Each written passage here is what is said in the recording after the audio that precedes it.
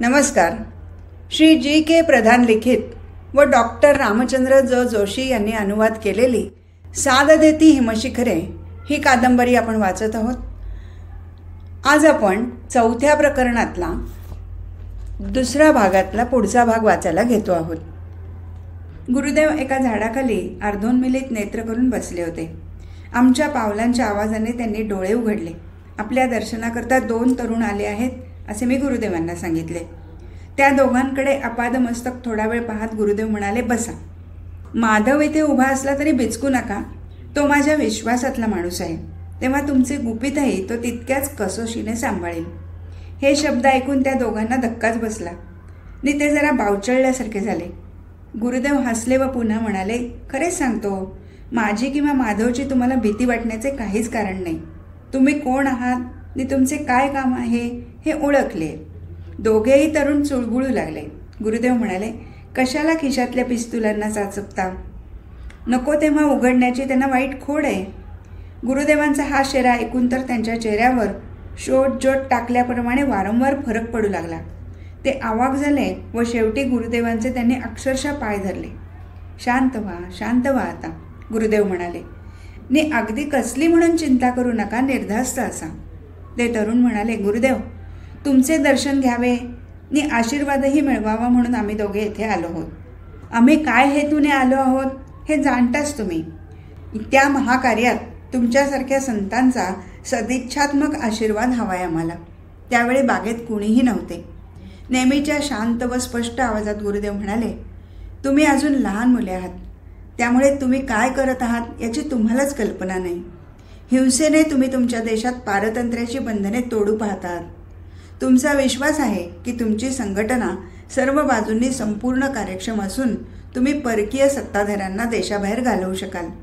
तुमच्या भावनेशी मी पूर्णपणे सहमत आहे आणि देश स्वातंत्र्याकरता तुम्ही उभारलेल्या झगड्याबद्दल मला सहानुभूतीच आहे. तुमची देशभक्ती इतकी भव्य, उच्च आणि पवित्र आहे की तिचा आदर झालाच पाहिजे. आपल्या मायभूमीच्या स्वातंत्र्य रक्षणार्थ तुम्ही आपल्या जीवनाचे बलिदान करण्याची तयारी केली आहे. हे साधे, स्पृहणीय व उदात्त कृत्य नसून त्याहीपेक्षा त्याचे महत्त्व फार मोठे आहे.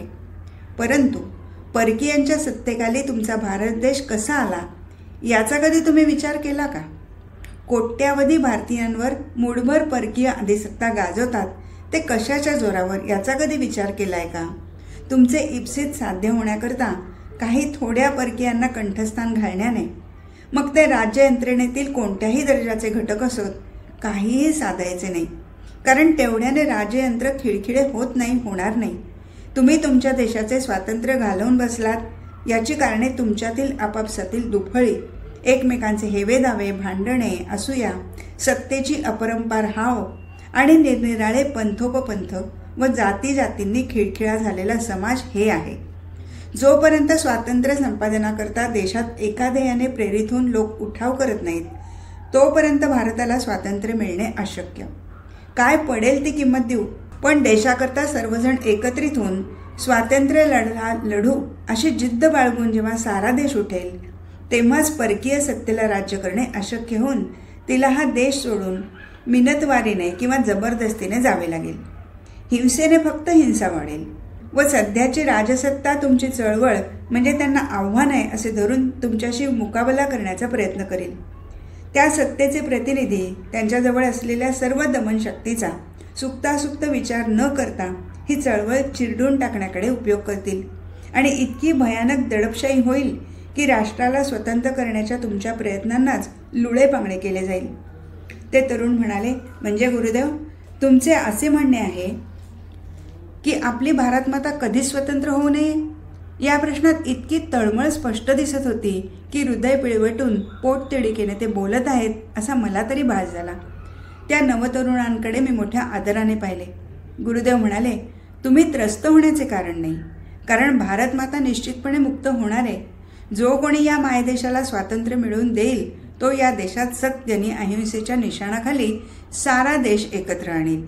या शस्त्रानेच तो सरकारी षडयंत्राला खिळखिळे करून स्वातंत्र्य मिळवून देईल. येत्या 25-30 वर्षात हे घडून येईल याबद्दल तुम्हाला ग्वाही देतो. पण तो उज्ज्वल दिवस पाहायला तुम्ही असाल असा मला मात्र भरोसा वाटत नाही. मी तुम्हाला हेही आश्वासन देतो की असा एक दिवस नक्की उजाडेल की ज्या दिवशी तुमच्या राष्ट्राच्या इतिहासात तुमचे नाव सुवर्णाक्षराने नोंदलेले असेल. माझा सल्ला तुम्हाला मानवणार नाही हे मी ओळखून आहे, पण ही गोष्ट कायमची ध्यानी धरा की भव्योदात्त कामाकरता केलेले बलिदान कधीही फुकट जात नाही. त्यांच्यापैकी एक जण म्हणाला, गुरुदेव, तुम्ही म्हणता ते खरे असेलही. तुम्ही म्हणता त्याप्रमाणे येत्या 25-30 वर्षात आमची मायभू स्वतंत्र होणार असेल तर त्यासारखी दुसरी आनंदाची गोष्टच नाही. मग तो मंगल दिवस पाहायला आम्ही नसलो तरी बेहत्तर. आमचा झगडा सर्व भारतीयांकरता आहे, त्यात वैयक्तिक स्वार्थाचा लवलेशही नाही. हाती घेतलेल्या कार्यात अपयश आले तर आमचा शेवट काय होईल याची पूर्ण कल्पना आम्हाला आहे. हे सतीचे वाण अंधतेने घेतलेले नाही आम्ही. दुसरा म्हणाला, पण गुरुदेव, आम्हाला एका गोष्टीचा अजूनही उलगडा झालेला नाही, आणि तो हा की तुमच्यासारखे लोक देशाला पारतंत्र्यापासून मुक्त करण्याकरता काय करीत आहेत. तुम्हाला स्वदेशाबद्दल प्रेम आहे की नाही? गुरुदेव म्हणाले, धीमेपणाने कार्य करीत राहणे हाही गुणच आहे. तुमच्या अधीरेपणाने कार्याला मदत होत नाही. झाली तर कार्य हानीच होते. कारण असे पहा, जे उद्याच घडायचे आहे ते काही केले आज कसे आकारास येईल. मग तुमची इच्छा कितीही तीव्र असो वा प्रामाणिक असो, तुम्हाला सूर्योदय पाहायचा असेल ना, मग आणखी 24 तास थांबलेच पाहिजे. तुमच्या तीव्र इच्छा, तुमच्या पवित्र भावना नि उतावळेपणा, अगर अधीरता या कशानेही दिवस काही लवकर उजाडणार नाही. त्याचप्रमाणे ज्या गोष्टी काही कालांतराने व्हायच्या त्या आत्ताच कशा दिसतील. मग तुमचे प्रयत्न कितीही कसोशीचे असोत वा तुमची इच्छा कितीही प्रबळ असो. अर्थात भोवती जो स्वातंत्र्य संग्राम चालू आहे त्याच्या मुळाशी देश स्वातंत्र्यासारखा उदात्त हेतू असल्याने तो प्रयत्न विफल कधीच ठरणार नाही. कारण स्वतंत्रतेच्या ध्येयापर्यंत पोचण्याच्या दृष्टीने या संग्रामाचे अतुलनीय महत्त्व आहे. माझ्या देशप्रेमाबद्दल गोष्ट काढलीच आहे तेव्हा सांगतो की जसजशी अनुभवाची कक्षा वाढत जाते ना, तसतशी मानवी ज्ञानाची प्रभाही फाकत जाते आणि देशाबद्दल किंवा मानवतेबद्दल वाटणाऱ्या प्रेमाचे स्वरूपही विशाल बनत जाते. तुम्ही जेव्हा लहान बच्चे होता तेव्हा तुम्हाला तुमच्या आईवडिलांबद्दल आणि घरातील 4 भिंतीआड जे जे होते त्याबद्दलच ओढ वाढत होती, प्रेम वाटत होते. आज तुमचे ज्ञान वाढताच तुमच्या प्रेमाचा विस्तार होऊन तुमच्या आज सिंधूपर्यंत पसरलेल्या भारत देशाबद्दल व त्यातील करोडोंनी राहणाऱ्या भारतीयांबद्दल तुमचा जीव तिळतिळ तुटतोय. आता जर तुम्हाला तुमच्या मात्यापित्याबद्दल किंवा घराबद्दल किंवा जन्मस्थानाबद्दल प्रेम वाटते का असे विचारले तर तुम्हालाच तो प्रश्न फार संकुचित मनोवृत्तीचा व अपमानास्पद वाटेल. कारण तुम्ही आता समस्त देशबांधवांबद्दल व देशाबद्दल प्रेम बाळगत आहात. त्यात तुमच्या खेड्यातल्या घरासारखी असंख्य घरे सामावली आहेत. तुम्ही जेव्हा राष्ट्रविमोचनाच्या लढ्यात सामील होता तेव्हा तुमच्या खेड्यातील जमिनीच्या तुकड्याकरता किंवा गाडग्या मडक्याकरता चाललेली भांडणे नि कज्जे दलाली तुम्हाला कमीपणा आणणारी वाटते. याबद्दल गंभीरपणे विचार करणे हे मनाच्या संकुचितपणाचे लक्षण वाटते. या सूत्रातून जर कल्पना करा की ज्याने तुमच्यापेक्षा जास्त अनुभव व ज्ञान मिळवले आहे व त्यामुळे साहजिकच त्याच्या प्रेमाची कक्षा आता अखिल मानवतेवर प्रेम करण्यात परिणत झाली आहे. जात, धर्म, पंथ, देशाभिमान, फार काय भौगोलिक मर्यादाही त्याच्या प्रेमाला राहिलेल्या नाहीत.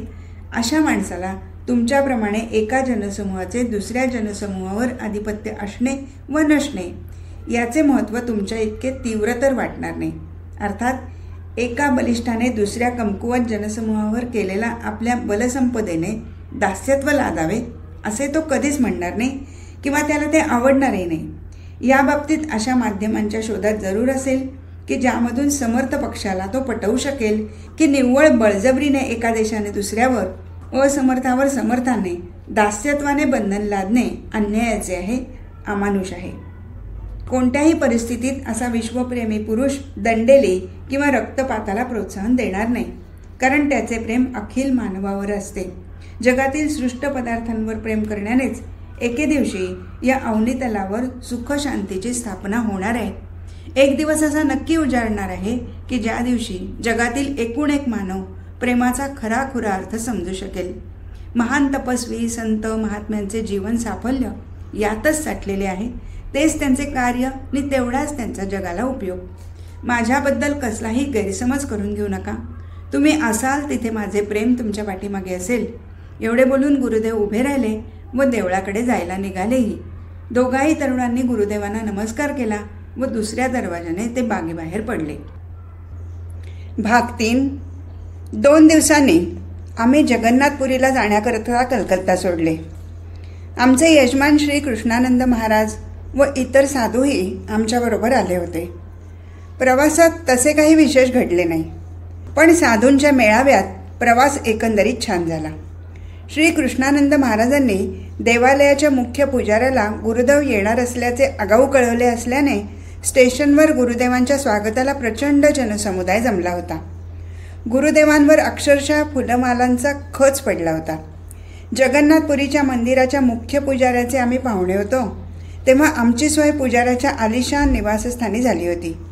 गुरुदेव, मी आणि कृष्णानंदजी असे तिघही एकत्र राहिलो होतो.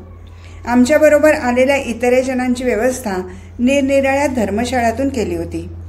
पुरीला पोचताच आम्ही सर्वजण प्रथमतः समुद्र स्नानाला गेलो. जगन्नाथपुरीचा सागर किनारा प्रेक्षणीय आहे. तो विस्तृत तर आहेच, पण मोठा मनोवेधकही आहे. जवळजवळ तासभर आम्ही पाण्यात डुंबत होतो, कारण स्नान करणे हे मोठे सुखावह वाटत होते. स्नानानंतर दर्शनाकरता आम्ही परस्पर देवळाकडे गेलो. देवस्थान शेकडो वर्षापासून उभे असून त्याला ऐतिहासिक पार्श्वभूमी आहे.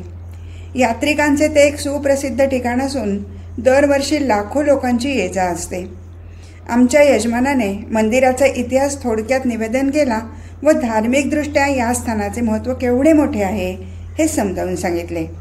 हिंदुस्थानभर विखुरलेल्या भारतीय संस्थानिकांनी व करोडोपतींनी जगन्नाथाला हिरे, माणके व इतर देणग्या कशकशा दिल्या आहेत याचीही माहिती त्यांनी मला सविस्तरपणे सांगितली. थोडा वेळ देवळात घालवून आम्ही घरी परतलो. तेथील प्रथेप्रमाणे थेट देवळातून देवाचा प्रसाद म्हणून आमचे जेवण आले. जेवणात सर्वच पदार्थ उत्तम असून त्यात वापरलेल्या जिन्सा महाग म्हणता येतील अशा मौल्यवान होत्या. गुरुदेवांनी अल्पसा प्रसाद ग्रहण केला. आम्ही पोटभर जेवलो. थोडी विश्रांती घेतल्यावर गाव पाहायला मी बाहेर पडलो. थोडीशी खरेदीही केली. घरी परत आलो ती संध्याकाळ होऊन बराच वेळ झाला होता. चौकशी करता गुरुदेव देवळाकडे निघून गेल्याचे समजले, तेव्हा मीही तिकडेच वळलो. तेथे गुरुदेव व आमचे यजमान भेटले. देवालयाच्या इमारतीतून आम्ही बाहेर पडलो होतो तेवढ्यात प्रतिष्ठित घराण्यातील एक स्त्री आरडाओरडा करीत बेफामपणे हातवारे करीत असलेली आढळली. तिला काही लोक देवळाकडे जबरदस्तीने खेचून नेत असलेले दिसले. एकंदर दृश्यच इतके चमत्कारिक व अपरिचित होते की हा प्रकार आहे तरी काय हे मला समजेना. आम्ही प्रवेशद्वाराच्या पायऱ्यांवर उभे असल्याचे पाहून त्या गर्दीतील काही मंडळी पुढे सरसावली व गुरुदेवांसमोर हात जोडून उभी राहिली. ते म्हणाले, गुरुदेव, आपण महान संत आहात. समोर दिसतात त्या बाई आमच्या नात्यातल्या आहेत. त्यांना भूताने झपाटले असल्याने त्या वेड्यासारखे करीत आहेत. आम्ही त्यांना घेऊन येथे मुद्दाम आलो आहोत. आमची नितांत श्रद्धा आहे की आपण त्यांना पूर्णपणे मुक्त करू शकाल. तेवढ्याच त्या स्त्रीला देवळाजवळ आणण्यात आले. तिचे वेडेचार चालूच होते. आरडाओरडा चालू होता. लोक तर जमा झालेच, पण साधू व संन्यासीही जमा होऊन पुढे काय घडते ते पाहण्यास उत्सुक दिसले. सर्वांचे डोळे गुरुदेवांकडे वळले. या सर्वांच्या दृष्टीत एक प्रकारचे आर्जव व कुतूहलही होते. स्वतः गुरुदेव पायऱ्यांवर टेकले व सर्वांना त्यांनी बसायला सांगितले.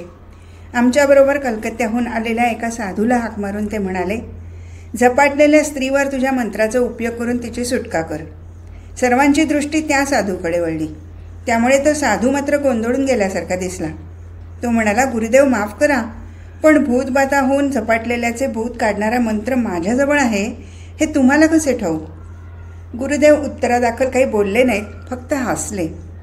त्या झपाटलेल्या स्त्रीला आवाहन करून ते म्हणाले, या साधूला भूत उतरवणारा मंत्र येत आहे. माझी खात्री आहे की तुमचे भूत काढून टाकायला त्याचा उपयोग होईल. साधूने त्यानंतर थोडे पाणी घेतले, त्या स्त्रीवर शिंपडले व तोंडाने मंत्र म्हणायला सुरुवात केली. ती स्त्री साधूला शिव्या देऊ लागली. पूर्वीपेक्षा जास्तच बेफामपणे वागू लागली. जास्तच उर्मट व बेतालपणे साधूशी वागू लागली. असे थोडा वेळ चालले होते आणि काहीही का कारणाने असे ना ते भूत ताळ्यावर येण्याची लक्षणे दिसणार. साधू जेवढा जास्त प्रयत्न करी तेवढी ती स्त्री जास्तच बेफाम होत चालली होती. शेवटी तो साधू हताशपणे म्हणाला, गुरुदेव, पिशाच्च महाग खट दिसते.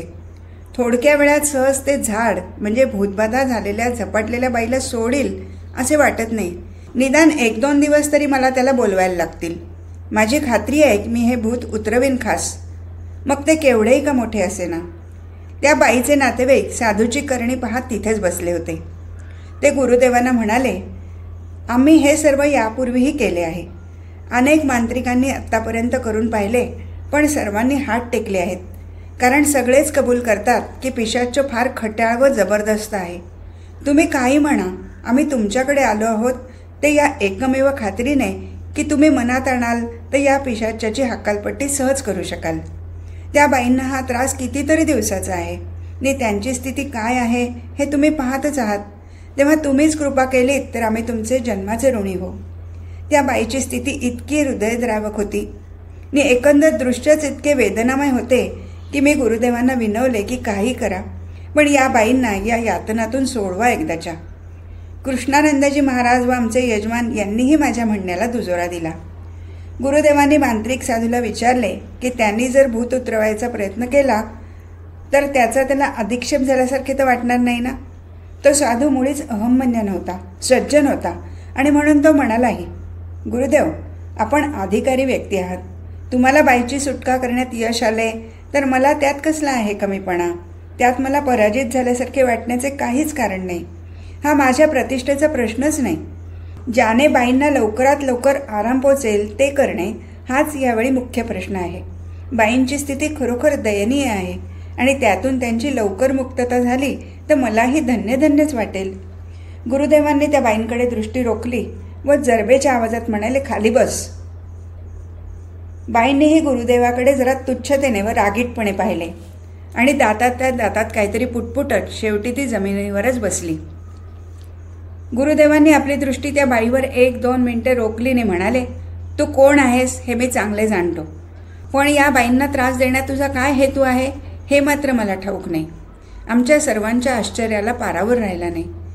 जी बाई इतका वेळ बेहोश वाटत होती ती बाई उद्धटपणे म्हणाली, या बाईने माझा घोर अपमान केला आहे. त्याचा सूड म्हणून मी तिला झपाटले आहे. साऱ्या जन्मभर तिला सुख म्हणून लागू द्यायचे नाही असे मी ठरवले. तिचे जीवन बर्बाद झालेच आहे आणि या विश्वात तिला सोडवणारे कोणी नाही. गुरुदेव मोठ्यांना हसले आणि म्हणाले, तू महामूर्ख आहेस. तुला तरी समजते का तू काय बोलतो आहेस. या बाई माझ्या संरक्षणाखाली आल्या आहेत. त्यांना त्रास देण्याची ताकद आता याच जगात काय, पण त्या पलीकडील विश्वातही कोणामध्ये नाही, समजलास.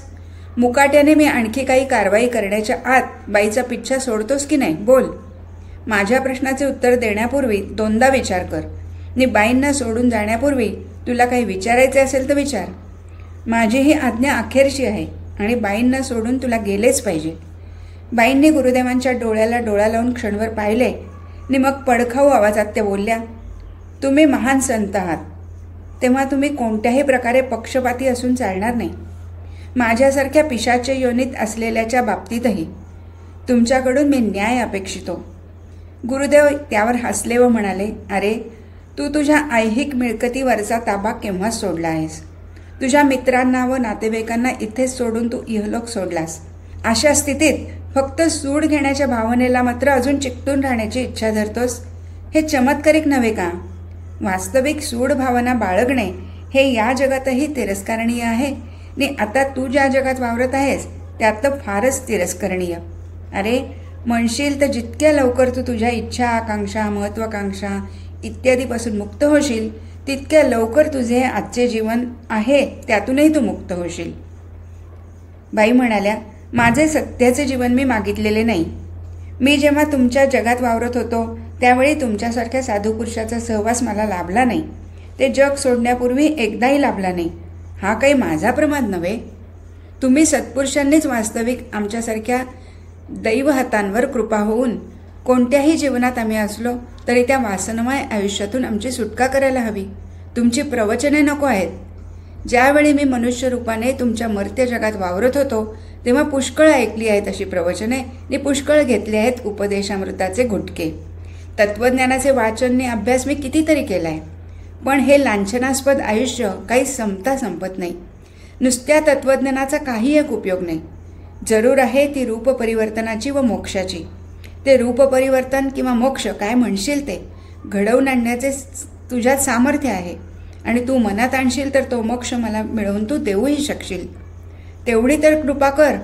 मग मी तुला आश्वासन देतो की या बाईंना मी आता ताबडतोब सोडून जाईन. गुरुदेव म्हणाले, तू स्वतःला सूड घेण्याच्या भावनेने बांधून घेतोस आणि मलाच सांगतोस त्यापासून मला सोडवा म्हणून. काय मूर्खपणा चालवलायस हा. तू काय करीत आहेस याचा जरा क्षणभर विचार कर. सूड भावनेचे ओझे फेकून दे, बाईंना एकटे सोड आणि बघ तू मुक्त झाला आहेस की नाही ते. तुझे प्राक्तन भोगून संपले आहे. तू जे इच्छील ते आता होईल.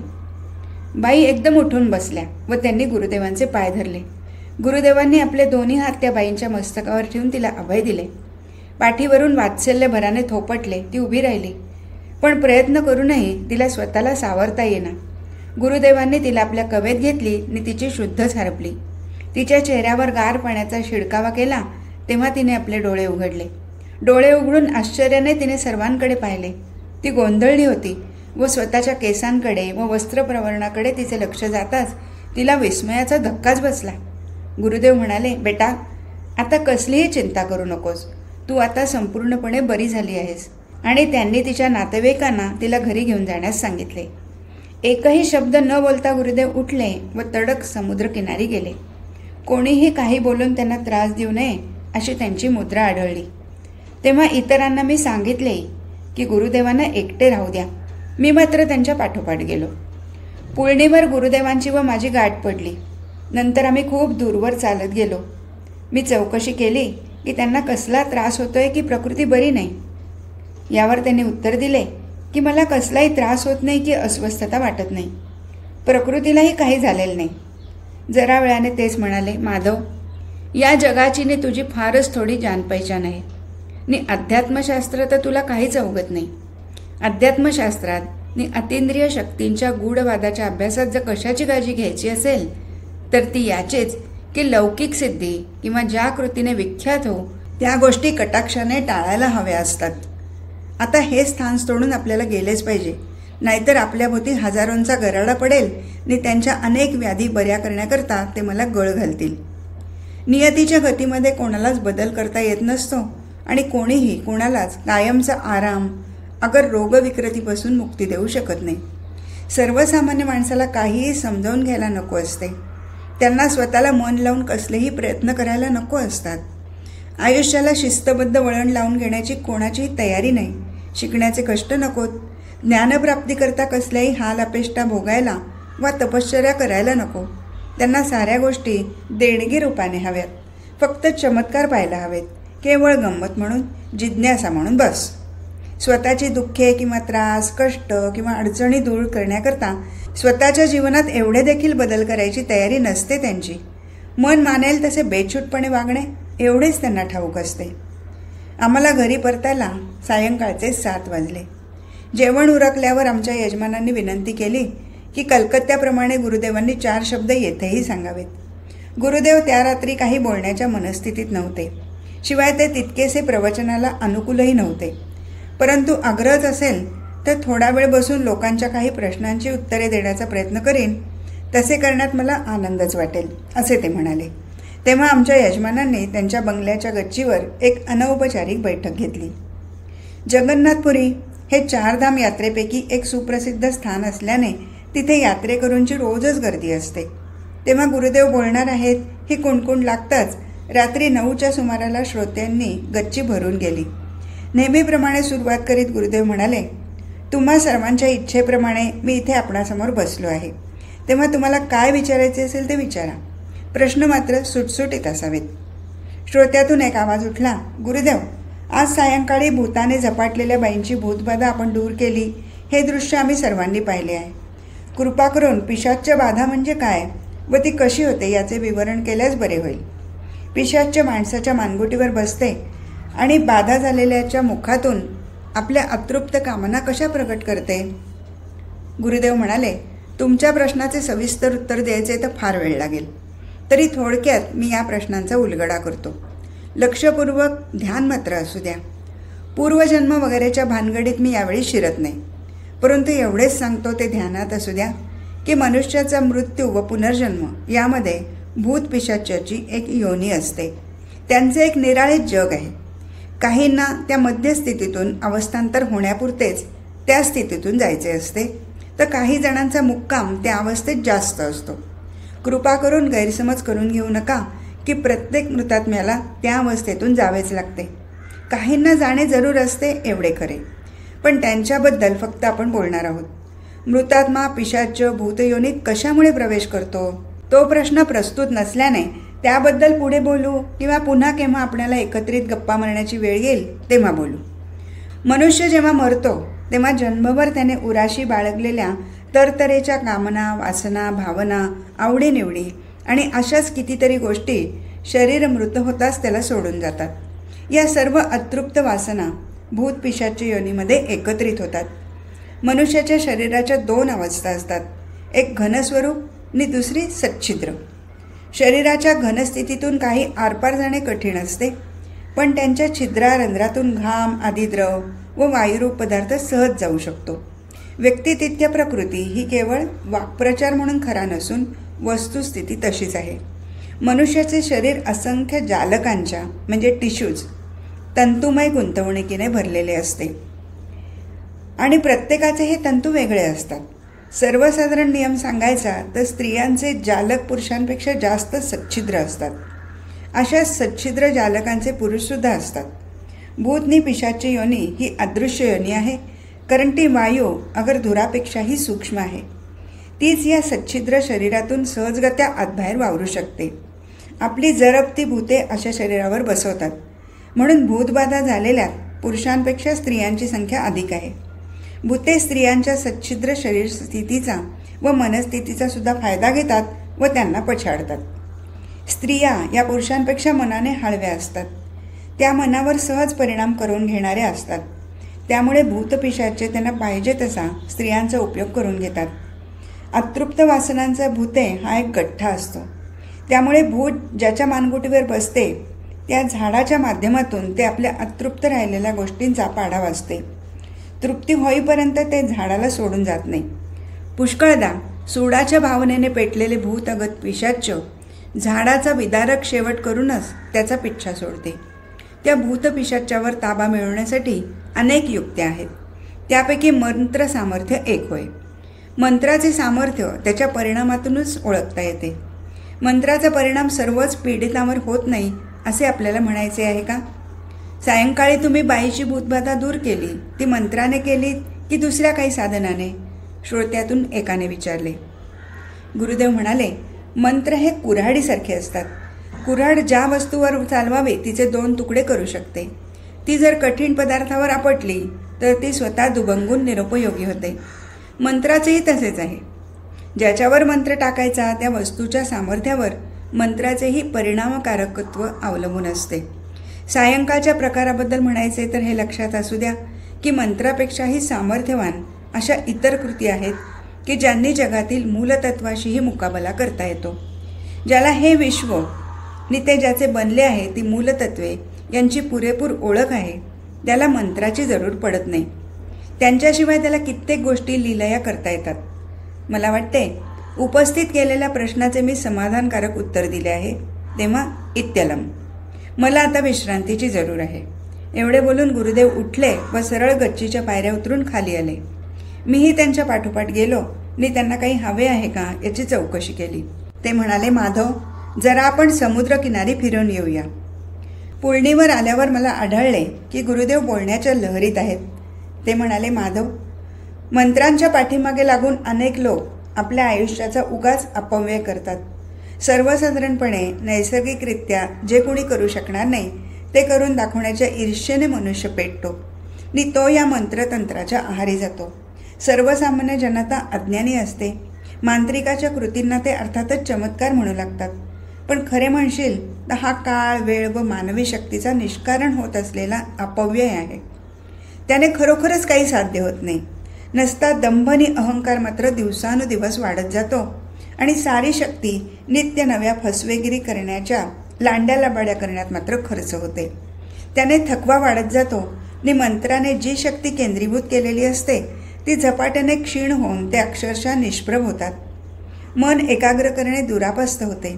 मंत्र सुफलित होत नाही आणि नंतरचे जीवन इतके भयानक, दयनीय, दुःखमय व कष्टप्रद होते की विचारू नकोस.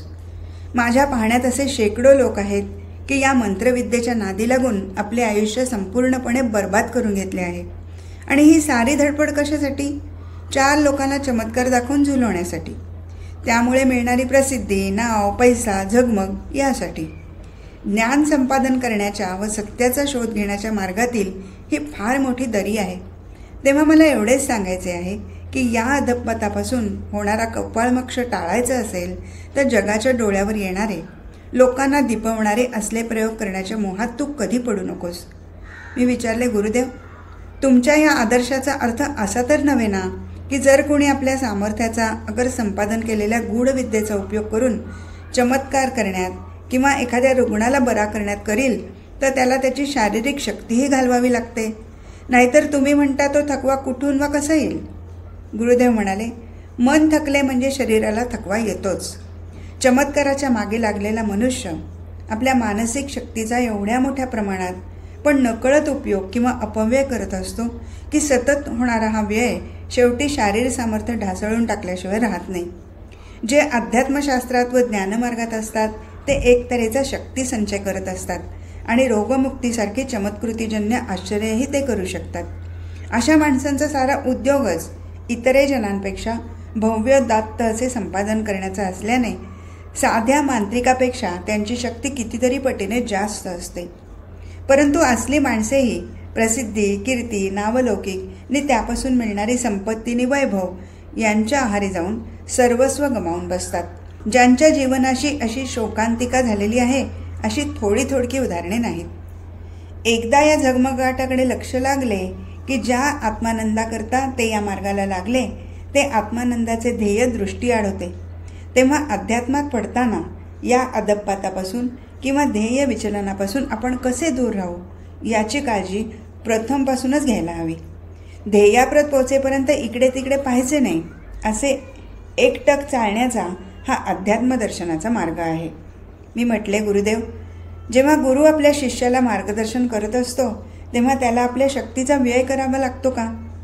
गुरुलाही त्याच्या सीमित शक्तीप्रमाणे आपली शिष्यसंख्या मर्यादित ठेवणे भाग असते का?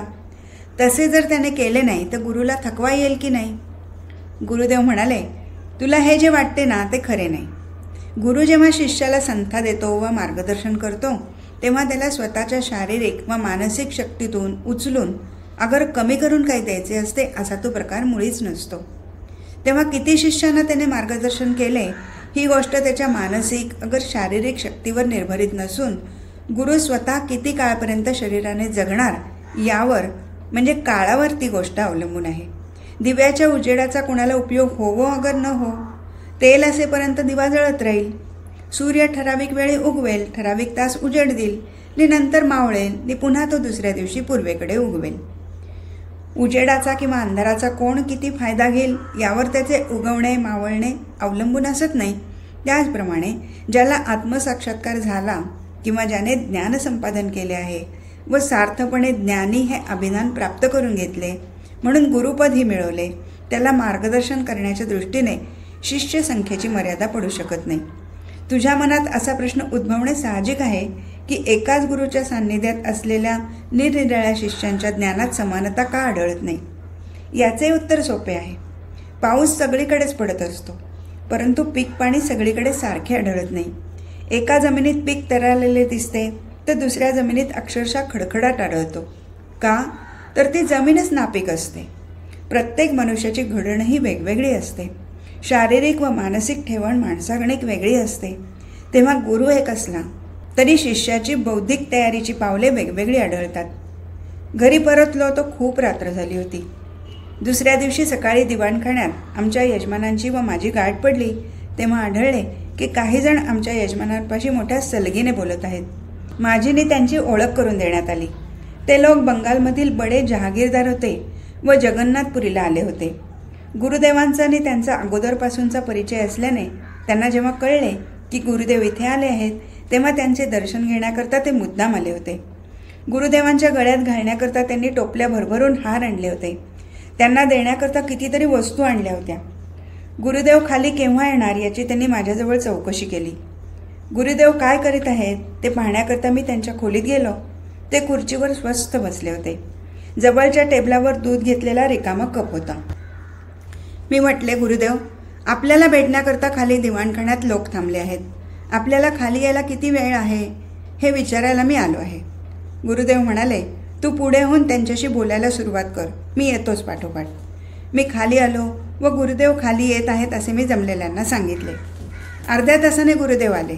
त्यांच्या गळ्यात मोठमोठे कितीतरी हार घातले गेले. त्यात देणग्यामध्ये कितीतरी वस्तू होत्या. त्यात प्रमुख म्हणजे एक शालजोडी नि करंडीभर फळे नि मेवा मिठाई होती. त्यांच्यापैकी एकाने माझ्या गळ्यात हार घालण्याचा प्रयत्न केला, पण मी तो साभार नाकारला. कारण मी त्यांना सांगितले की मी साधू तर नाहीच, पण त्यांच्यासारखाच एक मामुली इसम आहे. गुरुदेव जमलेल्यांशी बंगालीत बोलत होते. तरीही थोड्याशा कष्टाने का होईना मला ते काय बोलत होते हे थोडे समजत होते. गुरुदेवांच्या बोलण्यात आले की पुरीचा मुक्काम लवकरच संपवून त्यांचा बेत दार्जिलिंगला जाण्याचा आहे. त्यावर भेटायला आलेल्यापैकी एका व्यापाऱ्याने सुचवले की गुरुदेवांनी दार्जिलिंगला त्यांच्या बंगल्यावर आपला मुक्काम ठेवावा, कारण त्यावेळी तेथे कोणीच राहत नव्हते. तेव्हा गुरुदेवांनी तेथील वास्तव्य जास्तीत जास्त सुखसोयींचे होण्याच्या दृष्टीने तो तेथे सारी बडदास्त ठेवील. प्रथमतः गुरुदेवांनी ती कल्पना उडवूनच लावली, पण फार आग्रह झाला तेव्हा त्यांनी ती मान्य केली. दुसऱ्या दिवशी दार्जिलिंगला जाण्याकरता आम्ही पुरी सोडली. आज इथेच थांबू.